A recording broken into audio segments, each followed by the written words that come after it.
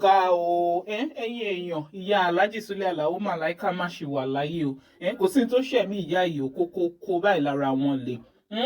ó lágbára bí mo rí sí tí àwọn kan fi máa ń gbé rumors unconfirmed rumors káàkiri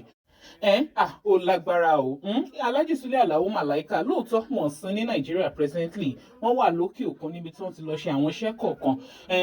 àti bẹ́ẹ̀ náà ẹ̀ ti debunk rumor tó ń lọ káàkiri because láìpẹ́ la gbá wuyewuye pé nǹkan ṣe ìyá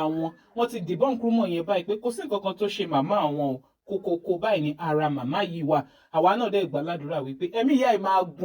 gùn dáadáa ju bí ọ̀tá ṣe rò lọ torí mi ìmọ̀dí táwọn kan fi máa ṣàǹgbé rumors tí wọ́n confam tí wọ́n máa pass ẹ̀ tí wọ́n máa gbé káàkiri kọ́lọ̀